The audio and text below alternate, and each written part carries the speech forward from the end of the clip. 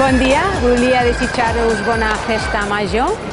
Avui parlarem de transparència. Parlarem de transparència perquè creiem que aquesta majoria absoluta de l'Ajuntament de Lleida ha donat moltíssima opacitat a l'Ajuntament. La gent no sap què està passant dintre del nostre Ajuntament i nosaltres volem donar llum a aquest Ajuntament. Per això crearem el portal de la transparència a internet, en el que anirem publicant el nostre programa electoral com s'ha anat complint, perquè els ciutadans veguin que el que nosaltres diem després ho fem.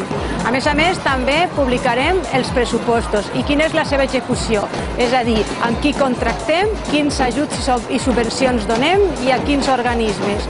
A més, també publicarem els sous dels alts càrrecs i de l'equip de govern de l'Ajuntament.